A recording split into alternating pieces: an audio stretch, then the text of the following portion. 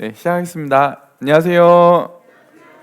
예, 오늘은 거의 한 달 만이네요. 우리 한 달 만에 만났어요. 오늘 그래서 조금 지난 시간 했던 내용들도 약간 복습도 하고 다시 리뷰를 하고 시작하도록 하겠습니다. 오늘 섬김은 잠시만요. 오늘 식사는 문영환 형제님, 문다은 자매님 보고 계신지 모르겠는데 감사하죠. 네, 또 뵈면 또 감사하다고 또 표현해 주시고요. 또 음료는 은찬, 호진, 시은, 하은, 지우, 건우 오늘 신입생들 잘 마시겠습니다. 네. 우리 요나서가 더 친근해졌나요? 우리 지난번 우리 사냥의 밤 연극도 요나서로 했잖아요. 오늘은 이제 사과, 지난 시간에 이재경님께서 인도해 주셨던 사과를 보게 되면 리뷰를 잠깐 시작하고 할게요. 얄팍한 영적 정체성이었잖아요. 하나님보다 더 큰 내 안에 우상이 드러나다. 여기서 짧게 한 5분에서 10분 정도만 제가 리뷰하고 그다음에 연결해서 넘어가겠습니다. 왜냐면 연결되는 거기 때문에 그러거든요. 그래서 딱 펴면은 이제 요나가 그 배에서 이제 뽑기를 해가지고 대뽑기를 해가지고 뽑히잖아요. 그래서 이제 그 이후에 선원들이 이교도들이 질문을 퍼붓기 시작하죠. 근데 그 질문을 통해서 뭘 알 수 있냐면 요나의 정체성이 드러난다라고 하는 거죠. 그래서 첫 번째는 어느 민족이요? 어디서 오는 길이요? 당신의 사명은 무엇입니까? 라고 물어보는 그 질문에서는 아까 요나의 그런 정체성을 함축하는 말들인데 넘겨보시면 66페이지에 보면은 여기 보면 맨 아래 목적, 장소, 민족에 대해 묻는 것은 당신이 누군가를 묻는 통찰력 있는 방식이고, 그리고 67페이지에 보면은 요나 때문에 세 번째 줄, 요나 때문에 노하신 하나님이 누구이신지 이해하고 앞으로 어떻게 해야 하는지를 알아내는 것이었다. 그런데 요나가 누구인지 묻는 것으로 충분했기 때문이다. 그들은 인간의 정체성을 구성하는 요소들이 그가 숭배하는 대상과 뗄래야 뗄 수 없는 관계에 있다고 보여졌는데, 내가 누구인가, 무엇을 섬기는가는 동전의 양면에 불과했다. 그것은 인간의 정체성의 가장 근본적인 층위이다. 이게 지금 무슨 말이냐면은 지금 이 폭풍을 내린 하나님에 대해서 물어보는 게 아니라 지금 요나에 대해서 물어보는 이유는, 요나에 대해서 물어보게 되면 뭐가 드러나요? 그 사람의 가장 정체성의 가장 밑바닥은 어디에 근거를 두고 있냐면 그가 섬기고 있는 게 도대체 무엇인가가 드러나기 때문에, 굳이 요나를 통해서 하나님에 대해서 안 물어봐도 요나를 물어보게 되면 요나가 섬긴 하나님이 드러난다 이 말이잖아요. 그죠? 그래서 이렇게 넘겨보시면 그 68페이지에 보면은 그 가운데쯤에 여기서 신은 개인적인 삶이나 사회생활에서 의문의 여지 없이 궁극적 목표를 설정한 것이고, 개인과 도덕적인 기준과 인간관계와 공동체가 그 희생제물이 된다. 그래서 궁극적으로 그 사람이 무엇을 예배하고 섬기느냐가 그 사람의 정체성인데, 왜냐하면 그 섬기는 궁극적인 대상을 그냥 궁극적인 대상으로만 남는 게 아니라 모든 자원을 희생해서 그걸 섬기게 돼 있다고 하는 거예요. 실제 사람은 그렇게 돼 있거든요. 여러분들이 만약에 내가 진짜 내 미래 희망과 이런 직업이 내 소망인 사람은 모든 걸 다 갈아 넣는다고 하잖아요. 거기다 다 갈아 넣지. 그리고 또 어떤 사람은 똑같은 게 아니라 가정을 가장 소중히 여기는 사람은 가정의 이런 화목과 가정의 이런 윤택감을 위해서 모든 걸 다 갈아 넣잖아요. 그래서 실은 그 사람이 무엇을 섬기느냐, 그 사람이 무엇이 그 사람이 가장 우선순위가 있느냐가 실은 그 사람의 가장 근간되는 정체성이다 이 말이죠. 그래서 실은 우리 그리스도인들, 특히 이번에도 우리 윤강재님 이번에 마지막 은퇴식을 보면서 형제님의 생애를 이렇게 저희 아버지만 보게 되면은 거의 집에도 계실 동안에도 교회 생각만 하시고, 윤강재님에게는 가장 중요했던 게 교회였잖아요. 하나님이죠, 교회였잖아요. 이런 것처럼 그 사람이 무엇을 섬기느냐 말로 하는 게 아니라 그 사람이 실제로 무엇을 가장 우선순위에 두고 모든 걸 다 희생하느냐가 그 사람이 섬기는 하나님이라는 얘기죠. 그러죠? 네, 그래서 그런 부분들을 알 수 있고, 그 다음에 그러므로 벳사람의 분석도 틀리지 않았는데 누구나 무엇인가를 의지하여 정체성을 확보하게 됐는데 누구나 스스로 이렇게 말할 수밖에 없다. 이것 때문에 나는 의미 있는 존재야. 그들이 나를 환영해 주었으니 괜찮아. 그런데 그것이 무엇이고 그들이 누구든지 그것과 그들이 우리의 실제적인 신이 되고 우리가 누구인지 말해주는 가장 심오한 진실이 된다. 그것은 우리가 어떤 상황에서도 반드시 소유해야 하는 것이다. 그죠? 어떤 사람은 또 말로는 하나님을 가장 우선순위로 섬긴다고 하지만 실 어떤 사람들 가보면 사람들의 시선, 사람들의 인정 이거에 온통 맞춰져 있거든요. 겉으로는 예수님 믿는다고 하지만은 하나님 가장 우선순위라고 하지만 가서 보면 제일 민감해. 그럼 그 사람은 뭐가 우상인 거예요? 타인, 다른 사람. 성경의 말씀에도 다른 사람을 의지하거나 의식하게 되면 올무에 걸리려니와 여호와를 경외하는 사람은 안전하다 이런 말이 있잖아요. 잠깐만요.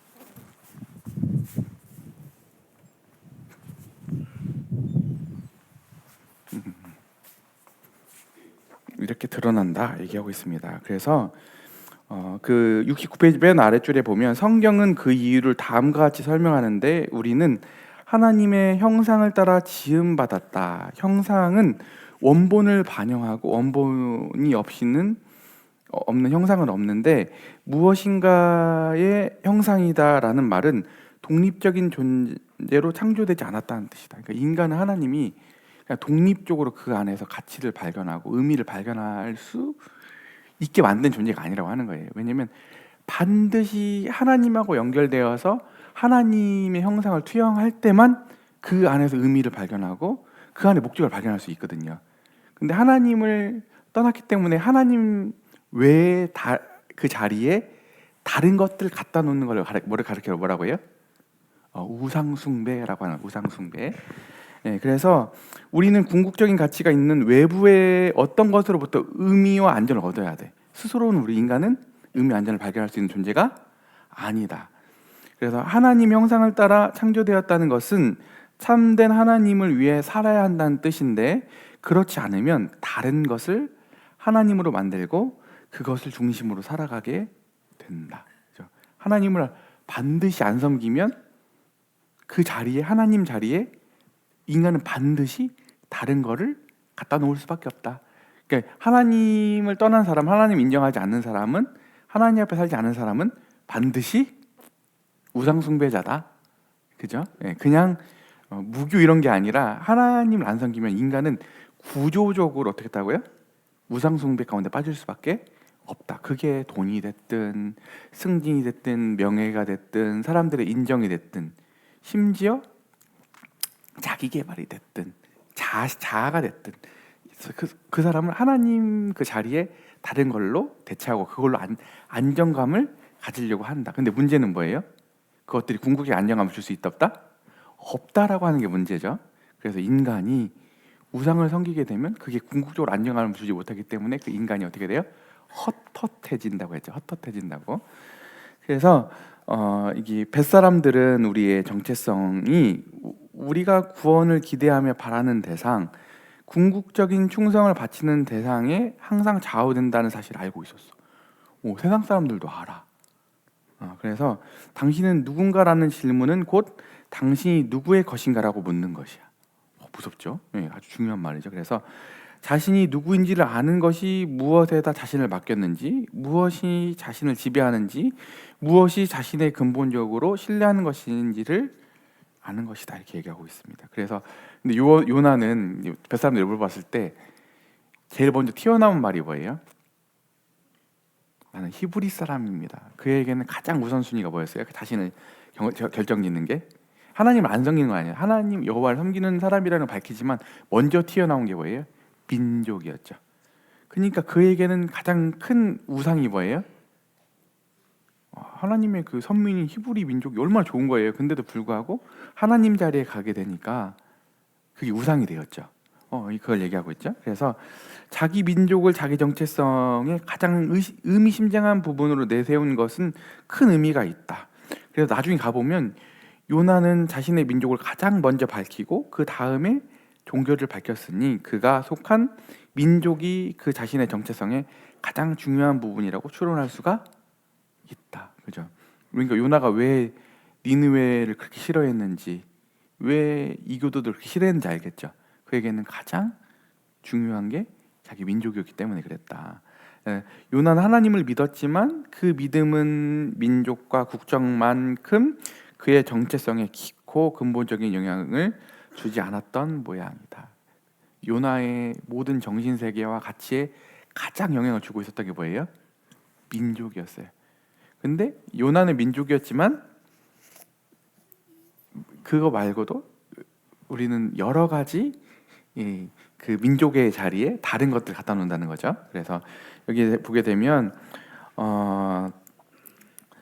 그 72페이지 요나의 자아상에서 민족이 신앙보다 더 근본적이라면 니느웨의 회개를 촉구하는 일이 그토록 반대했던 이유가 설명이 되죠. 왜 그토록 안 가고 싶었는지가 더 극렬히 반대했던 이유가 여기 설명이 되는 거죠. 그래서 이렇게 영적으로 얄팍한 정체성을 가진 사람에게는 다른 민족에게 하나님을 믿으라고 촉구하는 그림이 어떤 상황에서도 매력적으로 보이지 않아. 그러겠지.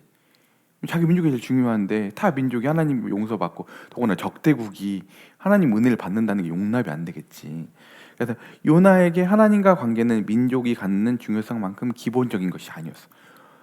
진짜 끔찍하지 않아?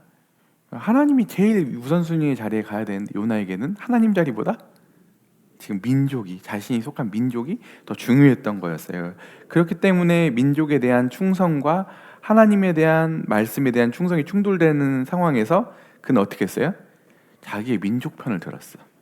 하나님의 사랑과 메시지를 새로운 사회에 전한 일을 거부했어요. 뭘로 드러나요? 불순종으로 드러났다. 이렇게 나와 있죠.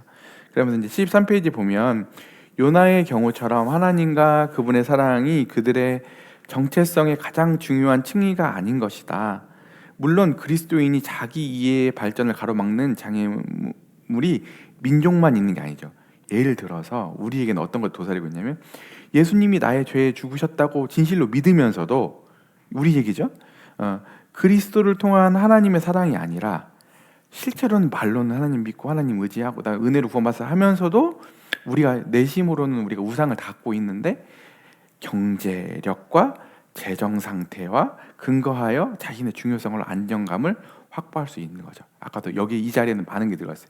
사람들의 인정, 때로는 가족, 아니면 때로는 나의 인맥 이런 것들이 다 하나님이 줄 수 있는 안정감을 확보할 수 있는 자리 하나님밖에 없는데 다른 것들로 내가 붙들고 있는 것들이 다 요나가 가졌던 민족과 우리가 대입해 볼 수 있는 여러 가지 부분들이 있다 이렇게 보면 되겠습니다. 그러면서 그리스도인으로서 얄팍한 정체성은 신앙 고백을 하는 그리스도인들이 인종차별주의자와 같은 탐욕스러운 물질 만능주의자가 되고 미와 쾌락에 중독되어 불안에 시달리고 걸핏하면 괴로워하는 상황을 설명해 주는데 자기의 정체성의 진정한 뿌리가 그리스도의 사랑이 아니라 세상의 힘, 인정, 위안, 지배일 때 이 모든 것이 일어난다.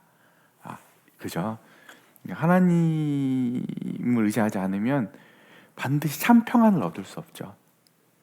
요동하게 돼 있고 상황에 따라서 불안할 수밖에 없고 미래에 대해서 안정감을 가질 수가 없거든요. 그래서 하나님이 왜 우상이 아니라 하나님만을 섬기라고 하는지를 아시겠죠? 그 다음에 이어서 74페이지에 보게 되면 그는 언약 공동체에서 특정한 위치에 있는 하나님의 선지자야. 그런데 그는 언제 어디서나 둔감하고 자기밖에 모르고 편협하고 어리석어. 그죠? 요나의 모습이 그렇잖아요. 그런데 불구하고 스스로 자신을 자각하지 못해. 그래서 주위의 어느 누구보다 자신의 결함에 더 눈이 먼 것 같아. 어떻게 그럴 수 있을까? 왜 그래요? 실은 우상 숭배의 가장 문제는 뭐냐면 아까 자각 능력을 잃어버린다고 하는 거예요. 왜냐면 우상이 실은 손발 움직일 수 있는 손발이 없잖아요. 그리고 실은 냄새를 맡을 수도 없고 볼 수도 없는 거잖아요. 그래서 자기가 섬기는 우상을 따라서 이렇게 우매해지거든요. 그래서 어리석게 돼요. 이런 말들 있잖아요. 성경의 고발이. 그래서 심지어 선지자였음에도 불구하고 하나님 우선순위 자리에서 벗어나는 순간 하나님의 선지자라 할지라도 신자라 할지라도 교회에서 아무리 중책을 한다 할지라도 신앙생활이 아무리 오래됐다 할지라도 어떤 상태로 들어간다? 영적 무감각 상태로 들어간다. 스스로가 어떤 일을 자각하지 못한 상태로 들어간다고 하는 거죠. 그것뿐만 아니라 지각이 없어져요. 로마서의 이 죄의 특징이 뭐냐면 지각이 없어지는 거거든요. 근데 여호와 잠언을 보게 되면 여호와를 섬기는 사람들의 갖는 복 중에 하나가 뭐냐면 명철이에요. 뭐라고요? 명철이에요. 그러니까 그 하나님을 두려워하고 하나님을 경외하는 사람이 하나님이 명철을 주신다고 하는데 그 사람은 우리가 예리하게 그 진행되는 상황들을 남들이 못 보는 것까지 명철하게 볼 수 있는 눈을 갖게 된다고 하는 거거든요. 그러니까 실은 팀 켈러가 이런 표현을 썼어요. 다른 책에서 뭐라고 했냐면 그 팀 켈러 아내는 야구를 안 좋아한대. 근데 팀 켈러는 그 야구 투수가 던지는 공의 구질과 코스들을 다 보는데 아내가 봤을 때는 다 그 공이 그 공 같은 거지. 그런 것처럼 하나님을 두려워하는 사람은 어떻게 된다고요? 하나님을 경외하는 사람은 주어지는 선물이 모든 사물을 보든 인생을 보든 어떤 사안을 보든지 간에 그것들을 볼 수 있는 눈을 갖게 된다고 하는 거예요. 그런데 하나님이 아닌 우상에 빠지게 되면 어떻게 된다고요? 명철이 아니라 눈이 가리고 심지어 자신을 보지 못한 지점으로 간다라고 하는 거죠. 그래서 여기 보게 되면 75페이지에 보면 베드로의 가장 근본적인 정체성이 자신을 향한 예수님의 은혜로운 사랑이 아니라 예수님을 향한 그의 헌신과 사랑에 근거하고 있었기 때문이다. 그러니까 여기 베드로 얘기를 듣는데 베드로에게 우상이 있었어요. 여기 보면 베드로의 우상은 뭐였어요? 그러니까 그가 가장 근거를 두고 있었던 게 뭐냐면 나쁜 게 아니에요. 하나님을 사랑하는 자신의 사랑과 헌신과 열정을 둔 거예요. 나쁜 거예요? 너무 좋은 거잖아요. 근데 그것도 아니라는 거죠. 우리 그리스도인이 가져야 되는 궁극적인 정체성이 뭐냐라고 얘기하는 건데 뭐냐면 내가 하나님을 사랑하는 것도 아니라고 하는 거예요. 1차적으로 가장 우리 밑바탕에 깔려야 되는 게 뭐냐면 하나님이 나를 사랑하신다고 하는 거예요. 내가 사랑하는 데서 확인하는 게 아니라 뭐라고요? 하나님이 일방적으로 나를 사랑하신다라고 하는 그게 어디서 확인되죠? 십자가의 그분의 놀라우신 그 속을 통해서 우리의 같이 표현을 빵점짜리라고 하잖아요. 우리와 같은 자들까지도 사랑하신 그분의 일방적인 그 사랑의 근거를 두지 않는 한 심지어 내가 하나님을 사랑하는 열정과 헌신조차도 어떻게 된다고요? 그게 우상이 되어서 우리의 신앙을 좀먹게 된다 이렇게 얘기를 하고 있는 겁니다. 그래서 여기 보게 되면 그의 세 번째 줄입니다. 75페이지. 그의 자존감은 자신의 성취했다고 생각했던 그리스도를 향한 온전한 헌신의 뿌리를 두고 있었는데 그가 하나님과 사람들 앞에서 자신만만했던 것은 자신이 온전히 헌신된 자세로 그리스도를 따르는 사람이라고 생각했기 때문이라는 거예요. 그런 정체성에서는 두 가지 결과가 따라오는데 첫 번째는 뭐냐면 그는 진정한 자아를 보지 못했어. 베드로는 그랬죠. 뭐라고 했죠? 다른 사람들은 다 주님 버려. 난 주님 안 버려.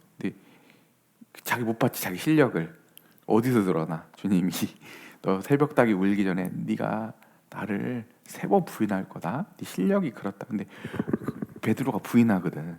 주님이 말씀하시는데도 못 보는 거잖아요. 그리고 두 번째는 뭐냐면 이게 더 비극적인 건데 뭐냐면 자신과 다른 사람들 존중하지 못하고 적대감을 가자. 왜냐면 하나님 오늘 성규님 문영환님 뒤에 오셨는데 우리 식사 감사합니다. 둘째 자신과 다른 사람들을 존중하지 못하고 적대감을 갖는데 왜 그러냐면 인간은 스스로 못 갖잖아요. 그 정체감을 못 갖게 되는 의미를. 그러니까 그 인간이 할 수 있는 건 뭐냐면 다른 사람하고 비교하는 거예요. 그래서 자신의 성취와 성취에 근거한 정체성은 늘 불안해. 그래서 자신이 충분히 행동한 것인지 확인할 수가 없어. 그래서 결점에 대해서도 정직할 수 없고, 더 나아가서 항상 타인과 대비시켜서, 즉 자신이 다른 이들과 적대시함으로써 정체성을 강화해야 되는 처지가 돼. 그래서 이것을 더 강화된 상태를 뭐라고 하냐면 타자화라고 해요. 타자화. 그래서 실은 그 사람이 잘하는 지점이 있고 좋은 지점이 있고 또 끔찍한 지점이 있고 사람이랑 섞여 있잖아요. 그런데 그 지점을 막 부각시켜 가지고 그 사람을 뭔가 하나님의 은혜를 못 받을 사람으로 이렇게 제껴 놓는다는 그걸 다. 그리고 더 나아가서 그 공포화를 시키는 거예요. 그러니까 포비아라고 하잖아요. 그러니까 우리가 다 그런 게 아닌데도 불구하고 사람들에게 그거를 두려움을 이렇게 뒤집어 씌워가지고 그렇게 만드는 데까지 나간다고 하는 거거든요. 그래서 이제 독자들은 요나가 그토록 거북해하는 하나님의 자비가 그에게 절실히 필요하다는 사실을 보기 시작할 것이다. 하나님의 은혜의 능력 아래서 그의 정체성이 변해야 한다. 우리의 정체성도 마찬가지다. 그죠? 여러분들, 우리가 다시 한번 우리 갈라디아서도 했었고 여러 가지 했었는데 우리가 다시 돌아가야 될 지점은 뭐예요? 우리 정체성은 우리는 빵점짜리이고, 왜 그걸 하려고 하냐면 하나님이 우리의 조건이 있어 사랑하신 게 아니라 하나님이 우리를 일방적으로 사랑하신 그 사랑에 우리의 근본적인 정체성이 있다는 것을 다시금 놓쳐버리면 우리는 어느새 다른 것들로 채우고 있기 때문에 우리가 다시 복음으로 돌아가야 된다. 우리가 다시 예수님에게로 돌아가야 된다 하는 이유가 왜 그런지가 설명이 됐죠. 이게 아니면 우리가 예수님으로 또 오늘도 본문에서 그렇잖아요. 오늘 놀랍네요. 오늘 큐티도 그렇죠. 예수님에게 시선을 딱 돌리게 되는 순간 할 수 없는 자원이 있는, 그거 궁극적으로 우리에게는 해결을 주지 못하는 하나님만 줄 수 있는 그것들을 사람에 있는 자원들로 찾기 때문에 이제 문제가 생기는 거잖아요. 그래서 우리가 다시 왜 복음으로 돌아가야 되는지가 지난 이 사과를 통해서 우리가 정리해 볼 수 있었습니다. 감사가 되죠? 정체성, 우리 정체성. 그 다음에 이제 5가를 봅시다. 우리 5가를 보게 되면 이제 희생이 없는 편한 믿음입니다. 나만 괜찮으면 된다는 안일함 바다에 던지시다라고 하는 부분인데요. 여기 보면 이제 그 제비를 뽑고 나서 이제 요나가 이제 그 제안을 하잖아요. 뭐라고 제안하게 되냐면 우리 12절에 보면, 우리 오늘 본문의 12절에 보게 되면 그가 대답하되 나를 들어 바다에 던지라. 그리하면 바다가 너희를 위해서 잔잔하리라. 너희가 이 큰 폭풍을 만난 것이 나 때문인 줄 내가 아노라 하니라. 이렇게 나와 있잖아요. 그죠? 그래서 이 요나가 자신을 바다에 던져야 한다고 대답을 했는데 왜 이런 말을 한 것일까라고 하는, 왜 이토록 완강했던 요나가 갑자기 태세가 전환되어서 태도가 바뀌어서 왜 자신을 희생시켜서라도 너희들이 살았으면 좋겠다라고 하는, 왜 이렇게 훌륭한 말을 갑자기 요나가 하게 되었나 라고 하는 거죠. 그래서 그 동기를 살펴보자는 건데, 첫 번째는 이게 하나님 앞에 이런 말 했던 동기가 회개의 뜻일까? 진짜 그가 하나님 앞에 돌이켜가지고 지금 회개의 의미로 이 말을 한 거냐? 또 반대로 뭐예요? 정반대로 하나님, 나 니네 가기 싫으니까 나 그냥 여기 불순종으로 아니면 개기는 끝판으로 지금 이렇게 한 거냐? 불순종의 끝판으로 이렇게 한 거냐? 어떤 걸 것 같아요, 여러분? 동기가 어떤 게 맞는 것 같아? 연극을 했잖아요. 어떤 동기인 것 같아? 근데 오늘도 하나 알아야 되는 거 뭐냐면 사람의 동기는 그렇게 단순하지 않다. 그러면서 뭐라고 하냐면 대답은 그 중간 어디쯤일 것이다 이렇게 나와 있죠. 우리는 둘 중에 하나 뭐 아니면 도라고 생각할 건데 실제로 그렇거든요. 우리가 보면은 다 우리의 내면에 있는 동기들이 그렇게 단편적이지가 않다는 얘기죠. 더군다나 이렇게 혼란스러운 상황에서 요나가 그렇게 정돈된 있는 동기를 갖지 않았을 수도 있다 이렇게 얘기를 하고 있는 거거든요. 그래서 그는 회개의 언어를 구사하고 있지 않고 반항하던 그가 그렇게 빨리 돌이켜 하나님께 순복했다는 것도 이치에 맞지 않기 때문이다. 이게 나와 있죠. 이게 무슨 뜻이냐면은 회개라고 말하는 것에 대한 반론, 즉 지금 하나님께 개기는 것이다. 왜 그렇게 봤어요? 이렇게 주장하는 사람들 근거는 뭐예요? 요나가 그렇게 회개의 언어를 지금 안 보여. 더 나아가서 두 번째 근거는 뭐냐면 이후에도 요나가 점진적으로 변해가잖아요. 그 완악한 마음이. 그렇기 때문에 지금 이건 순복하는 게 아니라 순종하는 게 아니라 반항하는 거야. 이런 근거를 주장하는 사람들은 이런 얘기를 한다는 거죠. 그리고 요나서 나머지 부분은 보여주겠지만 독성과 교만에서 벗어나는 요나의 여행은 느리게 진행될 거다. 이렇게 나와 있죠. 점진적으로 변하기 때문에 회개라고 보는 건 좀 무리가 있지 않냐? 이렇게 주장하는 사람도 있고, 반면에 이제 회개라고 주장하는 사람도 있죠. 지금 이 자체가 반항이란 입장에 대한 반론이죠. 지금 이 회개라고 주장하는 사람들은 만약에 요나가 개기는 거였으면 항해로 나서기 전에 이미 스스로 목숨을 끊었을 수도 있었을 것이다. 좀 내가 봤을 때는 근거가 좀 빈약하지만 이렇게 주장하는 사람들이 있는 것 같아요. 학자들 안에서는. 그래서 이 시점에서 생각을 이해할 실마리는 뱃사람들의 질문에 대한 그의 답변이다. 요나의 답변을 보게 되면 도대체 이게 반항인가 순종인가가 드러나는데, 답이 뭐예요? 둘 다 섞여 있는 것도 아니고, 여기서 지금 팀켈러가 말하고자 하는 요나의 동기는 뭐예요? 두 가지 아니라는 거죠. 하나님에 대해서 아무 말도 하고 있지 않다는 거예요. 하나님께 대해서 반항, 하나님에 대한 불순종이 아니라 요나가 이렇게 훌륭한 말을 하고 있는 거는 왜 이걸 하고 있냐면, 여기 그 아래에서 6번째 줄 보게 되면 그것은 그가 하나님을 바라보았기 때문에 생긴 변화가 아니라 뱃사람들을 바라보면서 생긴 변화일 뿐이라고 하는 거죠. 회개나 반항이 아니라. 그래서 하지만 이것은 매우 의미심장하다. 그래서 앞으로 살펴보겠지만 이렇게 돌이킨 이유는 뭐냐면 그 다음 페이지 82페이지 그 첫 번째 단락변 아래에서 세 번째 줄 보게 되면 뱃사람의 고결한 성품이 요나의 태평 무관심을 쫓아냈고 그 양심을 건드렸다.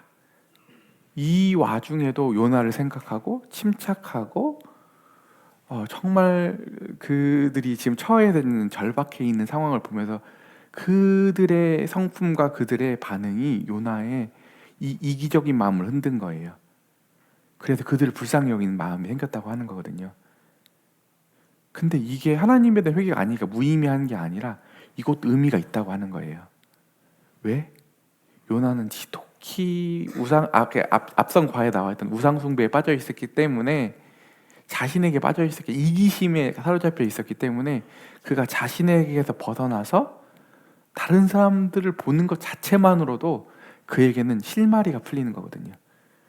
그래서 실은 여러분들 가장 궁극적으로 우리가 하나님 앞에 회개하고 무슨 어려움이 있거나, 때로는 어떤 사람이 진짜 막 심리적으로 정서적으로 고갈이 되어가지고 어떻게 우울감과 이렇게 힘든 사람도 있잖아요. 이런 사람들한테 오히려 막 이렇게 상담해주면서 막 알아주면 오히려 더 디프레스 되거든요.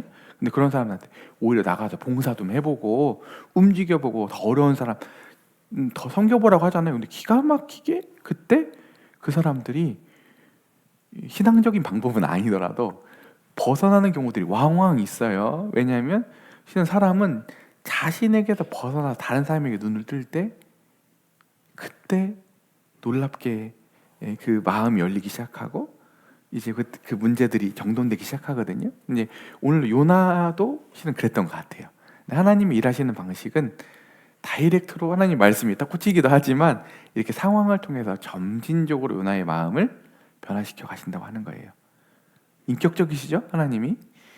그리고 나서 이제 뱃사람의 고결한 성품이 요나의 태평 무관심을 쫓아내고 그 양심을 건드렸는데, 요나의 마음을 움직인 것은 연민에 불과해도 뭐예요? 경멸보다는 훨씬 낫죠. 이기적인 상태보다 훨씬 낫다는 거예요. 종족 영적으로 정신을 차리는 첫걸음은 우리가 마침내 자신이 아닌 누구라도 좋다는 생각을 하면서 시작하는 건데, 그래서 요나는 이렇게 말하고 있어요. 당신들은 나 때문에 죽어가는 거예요. 그러나 내가 당신들을 대신해서 죽어야 마땅하오. 하나님은 바로 나에게 화가 나신 거예요. 나를 바다에 던지십시오. 그래서 이럼에도 불구하고 뱃사람들은 계속 훌륭하게 처신을 하죠. 그래서 무트로 계속 가려고 하는데 마지막까지 이게 해결이 안 된다는 걸 알고 두려움 가운데 떨면서 요나를 하나님께 기도하며 배를 밖으로 던지게 되는 뱃사람들의 태도를 보게 된다고 하는 거죠.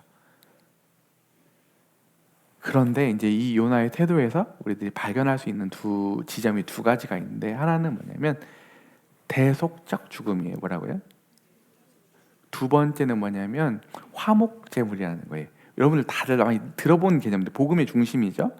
그래서 이제 내가 잃어버린 만큼 그가 얻는다. 이것은 사랑의 정의, 희생인데요. 대속적 죽음을 얘기하는 거예요. 그래서 요나의 연민은 그 마음에 인간의 가장 원초적인 직관 중에 하나, 즉 진정한 원형적인 사랑은 대속적인 특성을 갖고 있다고 하는 거예요.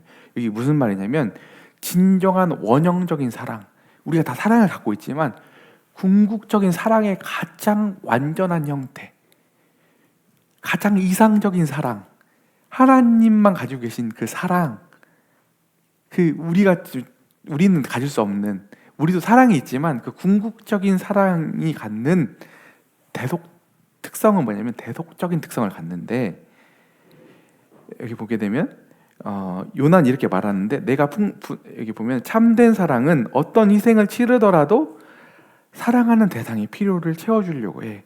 삶을 변화시키는 모든 사랑은 모종의 대속적 희생이다. 아시겠어요? 그러니까 가장 궁극적인 사랑, 그리고 우리 갖는 사랑이라고 말할 때 갖춰야 되는 요소가 뭐냐면, 저 사람이 잘 된다고 하면 내가 그 희생을 감수할 수 있는 거예요. 그래서 실은 제가 우리 교회 집사를 보잖아요. 조심스럽거든요. 이게 막 기성교회에서도 막 우리 교회 무슨 일 있으면은 막 업무들 이번에도 실은 불과 지금 3개월 내로 지금 말일날 벌써 뭐 2천만 원, 3천만 원, 5천만 원 엄청나게 성도님들이 연보를 하시거든요. 근데 기성교회 가보면 다들 그 헌금하는 데 있어서도 끔찍하지 않아요? 막 사람들 돈 내게 해가지고 그걸 체크해가지고 그 사람을 막 그 매간매직 하듯이 뭐 장로 세워주고 권사 세워주고 이렇게 한다, 아니잖아요. 근데도 불구하고 우리 교회에서 왜 리더십들을 세우거나 이렇게 교회 안에 리더를 세울 때 헌신을 본다니까요. 그것도 돈 많이 냈기 때문에 그러는 게 아니라 그 사람, 이 자본주의 시대 가운데 그 사람이 가장 중요한 가치가 뭐예요? 현대 사회에서 돈이잖아요.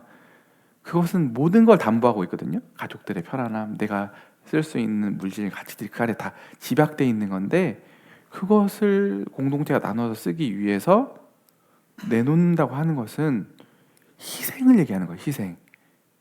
그 사람은 돈을 많이 냈다는 걸 보는 게 아니라 그 사람의 그 행위를 통해서 뭘 볼 수 있는 거냐면 이 주님이 몸된 교회를 얼마나 사랑하는지가 그 희생을 통해 드러나기 때문에 그런 거예요. 우리가 교회가 막 그렇게 막 속물처럼 너 돈 많이 냈으니까 너 이것도, 이런 개념이 아니에요. 아시겠죠? 그래서 여러분들이 반드시 우리 교회가 막 이렇게 막 문제가 생겨서 망가지지 않는 이상 여러분 다 쓰임 받았으면 좋겠는데, 반드시 여러분이 정직하게 직면해야 되는데 뭐냐면 여러분들이 교회를 사랑하고 주님을 사랑하는 게 말로만 제스처로만 되는 게 아니라 뭐예요? 여러분 실제로 이제 다들 돈 벌 거잖아요. 우리 승환 형제 딱 앞에 있네. 이제 진짜 형제가 이제 돈 벌잖아요. 그래서 거기에는 내 시간과 내 에너지와 나의 모든 정력이 들어가 있는 거잖아요. 그것을 들여 섬길 수 있느냐 아니냐, 여기서 참 믿음과 참 사랑이 드러나는 법입니다. 여러분들이 진짜 열매를 줬으면 좋겠어요. 아멘이죠? 그래요. 그래서 여기 보게 되면 이제 너무 감동적인 말이 있어요. 이 말을 여러분들이 어린이 청소년 사역하는데 여기 진짜 별표를 치고 많이 봤으면 하는 말인데 뭐냐면, 읽어드릴게요. 잠시 부모 노릇에 대해 생각을 해보자. 부모는 아이에게 책을 읽어주고 또 읽어줘야 된다. 중요한 게 뭐예요?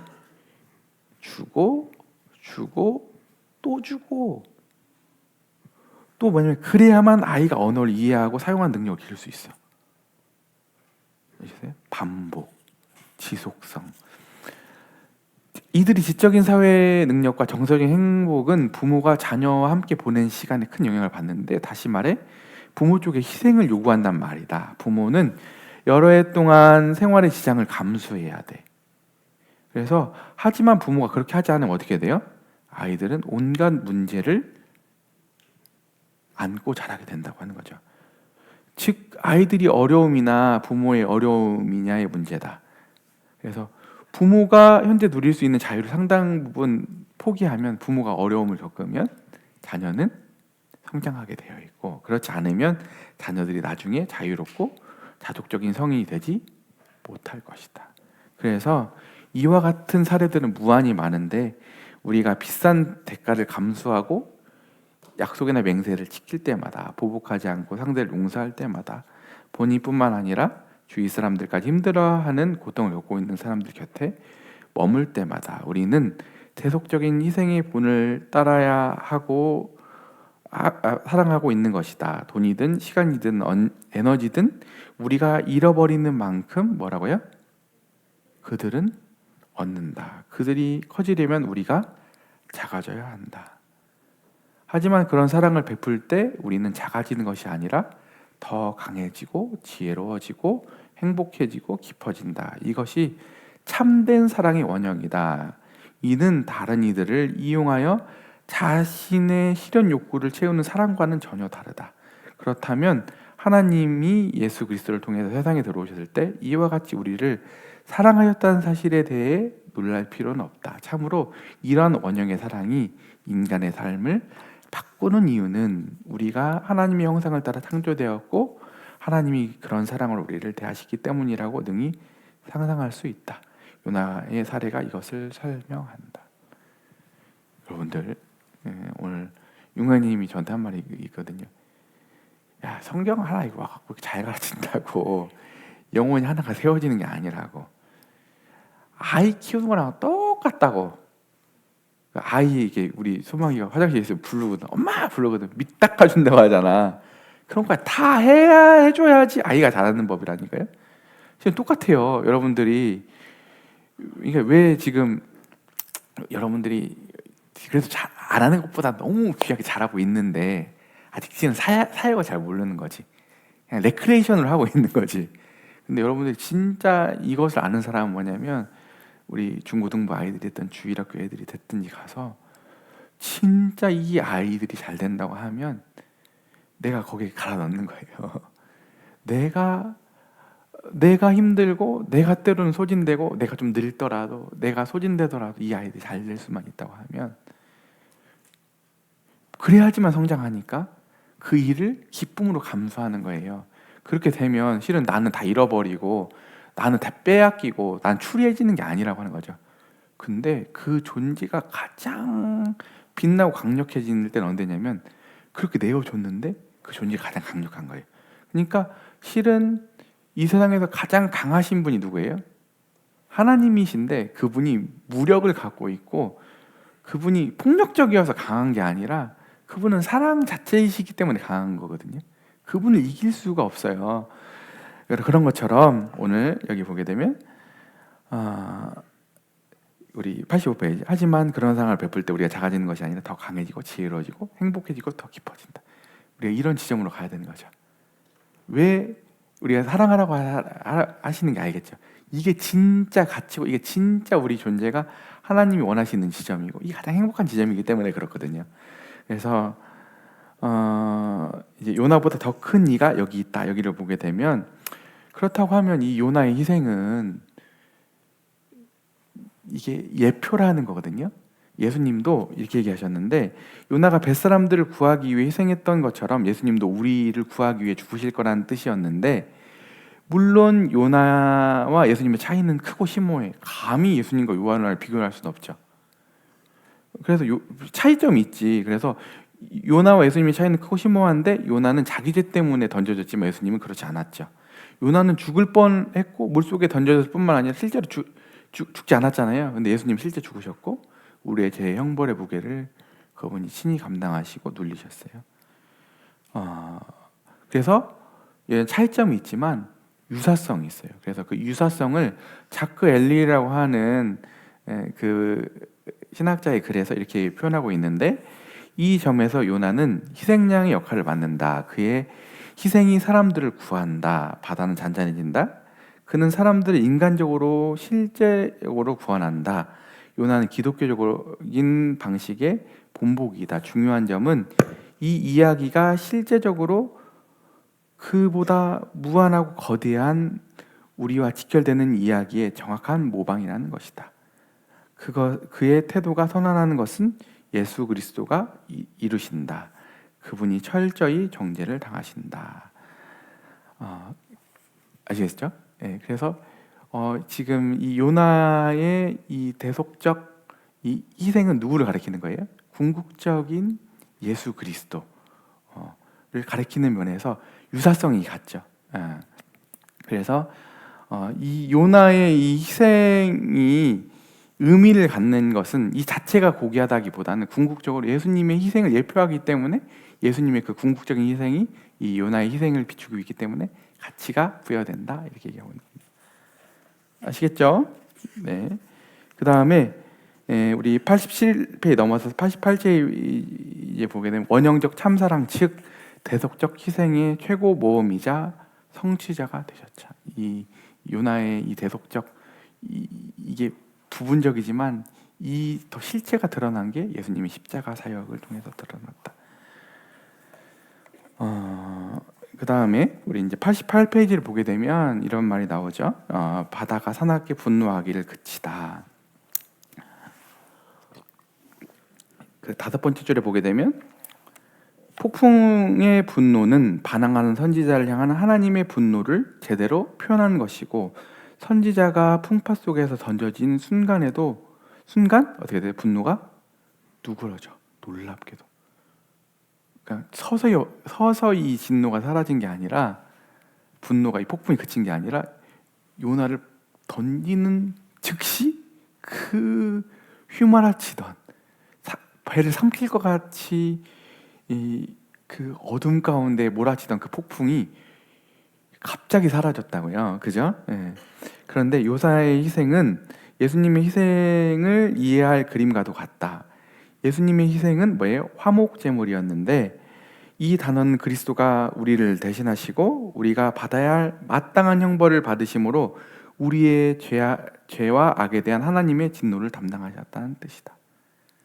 이게 지금 요나의 이 그림이 예수님의 십자가의 죽음을 지금 상징하고 있는데, 보여주고 있는데, 현대인들은 화내시는 하나님, 진노하시는 하나님을 거절한다고 하는 거예요.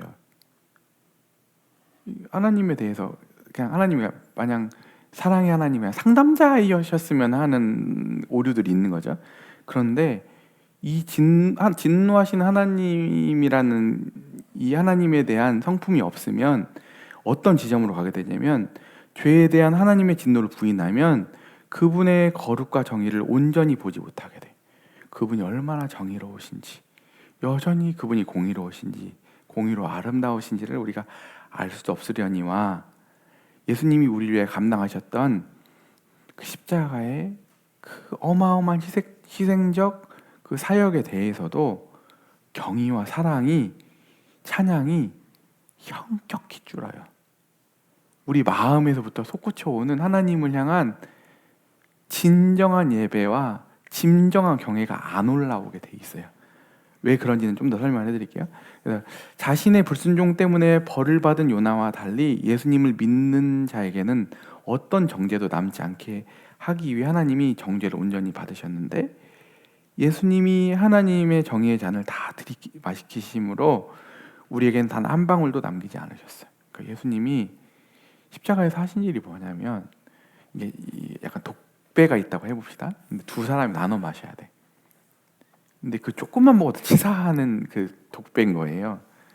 근데 내가 이거를 조금이라도 남기면 이 사람이 조금이라도 먹으면 죽게 되거든. 그러니까 한 사람이 그 독배를 다 마신 거예요. 그리고 그 사람을 살린 거거든요. 마치 예수님이 우리에게 하나님이 부어져야 될 진노가, 하나님의 공의가 조금이라도 남아 있으면 우리가 멸망하게 되니까 그분이 몸소 십자가에서 단 한 방울도 남김이 없이 그분이 모든 진노를 우리 대신 다 받아주셨다. 이걸 얘기하고 있는 거죠. 그래서 요나서를 독립적인 이야기를 읽으면 바로 이 점 때문에 하나님이 성경에 화를 잘 내고 복수심이 불타는 존재라는 인상을 얼핏 받을 수 있는데 아니라고 하는 거예요. 그러나 요나서 전체 이야기만 보더라도 하나님은 요나가 받아야 할 마땅한 벌을 내리시지 않아요. 살려주잖아요. 그리고 예수님은 지상에 오신 사람인 동시에 하나님이신데 성경은 하나님이 보복하시는 존재가 아니라 어떻게 하시는 거예요? 친히 오셔서 스스로의 벌을 담당하시는 너무나도 자비로우신 분으로 그리고 있어요. 하나님이 인자와 자비가 영원히 무궁하신 하나님, 상한 갈대를 꺾지 아니하신 하나님, 하나님이 예수님이 하나님을 대변하는 분이 내가 내 마음은 온유하고 겸손하니.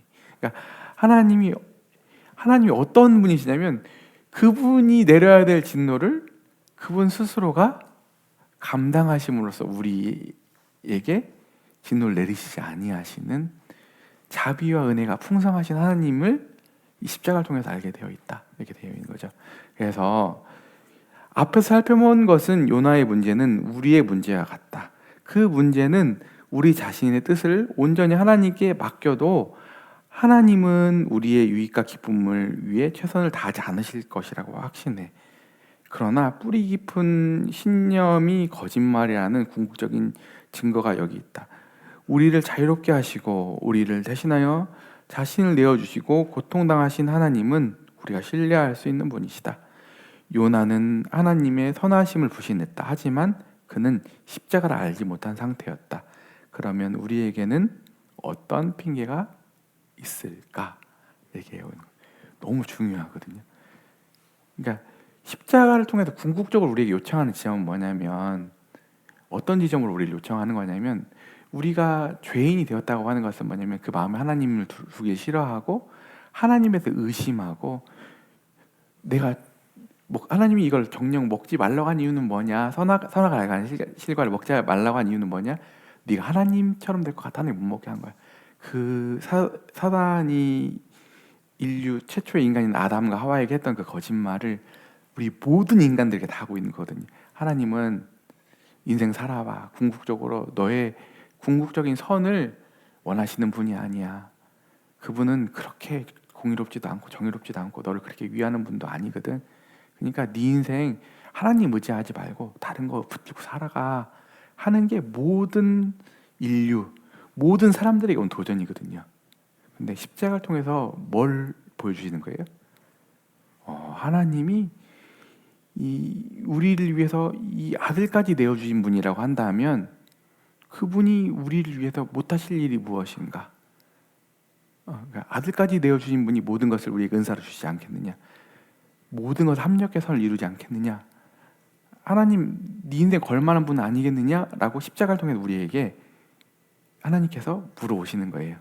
하나님이 십자가를 통해서 자기 사랑을 확증해 주셨잖아요. 우리를 향한.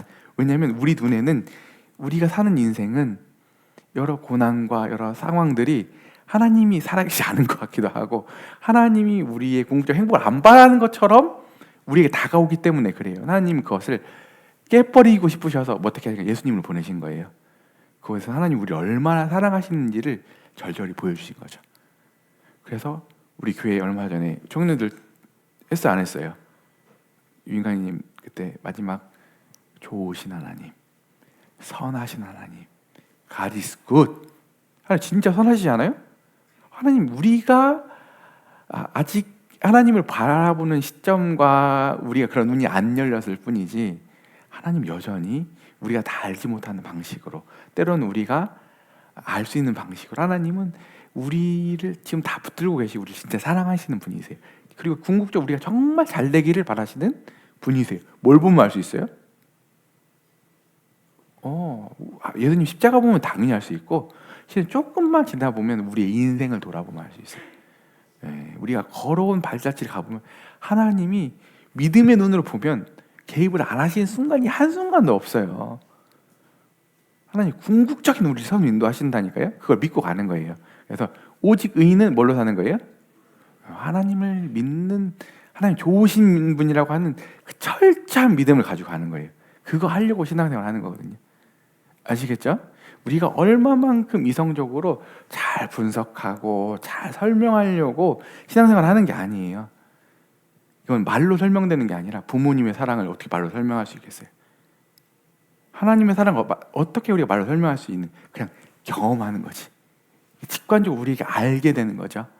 그 사랑을 통해서 우리 하나님을 정말 선하신 분이라고 우리가 복음을 통해서든 우리 인생을 통해서 고백할 수 있는 우리가 되었으면 좋겠습니다. 아멘이죠. 그런데 놀랍게도 하나님은 그분의 주권적인 그분의 계획은 우리의 어떤 방해를 다 뚫고도 이루신다고 하는 거예요. 여기 보면 나중에 가보면 그때 우리 여러분이 표현했잖아요. 오 하나님 표현했잖아요. 연극하고 나서 이들이 그냥 일시적으로 이제 군대 가면 하나님 이거 살려주시면 하나님 믿겠습니다. 막 그 총포가 오면 군인들이 다 그렇게 벌벌 떠는 동안 하나님을 고백한다는데 전쟁이 조금만 지나고 살아오면은 그 잃어버린다는 거잖아요. 근데 이 뱃사공들, 이 뱃사람들의 상태도 이랬을 거라고 추측한 사람도 있는데 아니라는 거죠. 근본적인 변화를 가지고 왔다는 거예요. 하나님은 진짜 두려웠다는 거예요. 왜 그랬냐면 놀랍게도 실은 그 이교도들이 신앙을 갖게 된 것은 뭐냐면 요나는 그토록 하나님에 대해서 그 알리기를 싫어했고 그들이 은혜를 받기를 거절했지만 요나를 사용하셔서 그 요나의 불순종까지도 뒤집으셔가지고 어떻게 하시는 거예요? 하나님 목적하신 바를 이루시잖아요. 은혜를 베푸시잖아요. 십자가 그걸 얘기하잖아요. 우리가 끔찍하게 하나님을 반역하는데도 불구하고 하나님이 그걸 뚫고 하나님의 뜻을 기억고 이루신다라고 하는 것이 십자가를 통해서 증언되는 거잖아요. 그런 것을 통해서 오늘 요나의 생애를 통해서도 하나님의 주권은 놀랍게도 신비롭게도 이렇게 작동된다고 하는 거죠. 그래서 모든 상황이 아이러니하다. 요나가 하나님을 피해 달아난 것은 사악한 이교도들에게 하나님의 진리를 보여주고 싶지 않았기 때문이었는데, 하지만 결국 그는 바로 그 일을 하고 있었어. 요나의 반선교 활동은 아이러니하게도 비이스라엘인들의 회심을 가지고 왔어. 이것은 하나님의 주권에 대한 이 책의 교훈을 더 깊이 깨닫게 해주시는데, 하나님은 하고자 하신 일을 하고야 만다. 그래서 요나가 신뢰하지 않았던 하나님은 그가 물에 닿자마자 기적적으로 구원해. 그래서 요나는 이전까지는 어떻게 됐어요? 하나님의 그 은혜와 하나님의 그 자비가 지독히도 불쾌하고 싫었어. 왜냐하면 니느웨의 적대국을 구한다고 하니까. 그런데 뭐예요? 이제서는 요나에게 좀 전까지 불쾌했던 그 하나님의 은혜가 그에게 유일한 소망이 되었어요. 어디서? 감옥 같은 그 물고기 뱃속에서. 요나는 하나님의 은혜의 의미와 경이로움을 처음으로 깨닫게 돼. 우리가 언제 실은 하나님의 은혜와 우리 우상들이 다 깨져버리고 하나님의 그토록 그 전까지는 우리가 본성에서 받고 거절하던 그 은혜가 언제 우리에게 적용되고 체험이 되냐면, 놀랍게도 우리가 잘 풀릴 때, 좋을 때가 아니라 하나님이 우리의 삶을 간섭하시고 우리가 고난 중에 있을 때, 그때 아이러니하게도 하나님에 대한 경외심과 하나님에 대한 예배와 하나님에 대한 신앙이 회복하게 된다고 하는 거예요. 고난받는 게 유익하죠. 정말 유익한 겁니다. 그래서 다음에 이 고난에 대한 부분도 다음 과에 다루게 됩니다. 오늘 복음을 다시 살펴보게 되었어요. 두 가지죠. 뭐예요? 대속적인 죽음. 또 두 번째는 뭐예요? 화목제물. 화목제 오늘 우리가 다시 새해 시작됐잖아요. 우리가 어디로 돌아가야 될지 아까 앞선 리뷰에서도 그랬죠. 복음으로 어느 지점으로 돌아가야 되는지 오늘도 말씀을 통해서 나누게 되었습니다. 네, 오늘 좀 길었네요. 네, 쉐어링 하도록 하겠습니다.